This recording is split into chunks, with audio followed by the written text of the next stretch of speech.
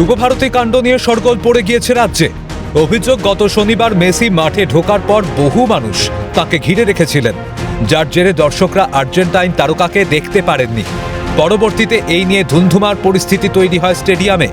এবার বিধাননগর পুলিশের নজরে মেসিকে ঘিরে থাকা ব্যক্তিরা। মেসি মাঠে ঢোকার পর কোন কোন ব্যক্তিরা মাঠের ভিতরে প্রবেশ করেছিলেন তারই তালিকা তৈরি করা হচ্ছে বিধাননগর পুলিশের তরফে।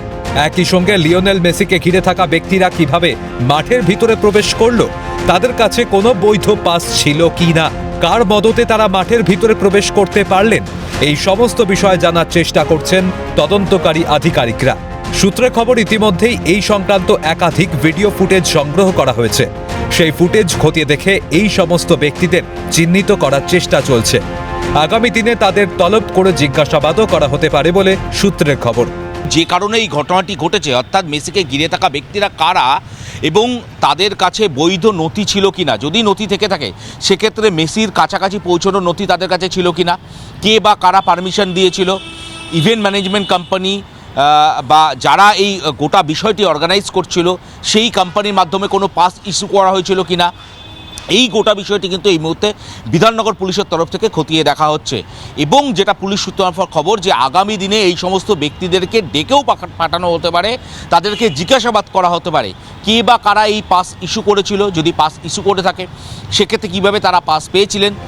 অন্যদিকে ঘটনার তদন্তে ইতিমধ্যেই সিট গঠন করেছে রাজ্য সরকার। এই সিটে রয়েছেন 4 জন সিনিয়র আইপিএস অফিসার। সূত্রে খবর, আরও 4 জন পুলিশ আধিকারিককে সিটে অন্তর্ভুক্ত করা হতে পারে। সেখানে ডিসি পদমর্যাদা থেকে শুরু করে ইন্সপেক্টর র্যাঙ্কের আধিকারিকরা থাকতে পারেন বলে সূত্রের খবর।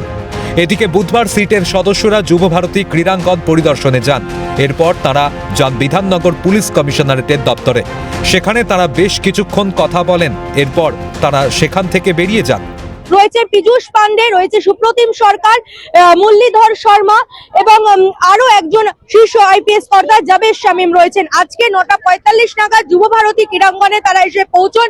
তারপর তারা আসেন বিধাননগর পুলিশ কমিশনারেটের যে অফিস রয়েছে, বিধাননগর পুলিশ কমিশনারেটের অফিসে আসেন। সেখানে প্রায় 15 থেকে 20 মিনিট ধরে তারা কথা বলেন এবং তারপর ঘড়ির কাঁটায় ইতিমধ্যে 10:30 নাগাদ তারা বিধাননগর পুলিশ কমিশনারেটের যে অফিস রয়েছে, বিধাননগর পুলিশ কমিশনারেটের অফিস থেকে তারা বেরিয়ে যান। যুবভারতীতে বিশৃঙ্খলার ঘটনার কারণ জানতে তৎপর রাজ্য সরকার। ঘটনার তদন্তে আগামী দিনে কি তথ্য উঠে আসে সেটাই এখন দেখার। ক্যামেরায় সমীরণ হাওলাদার ও শুভময় দাসের সঙ্গে শুভজিৎ দে এবং রেশমি দাস এবং খালিদ জামালের রিপোর্ট, ক্যালকাটা নিউজ।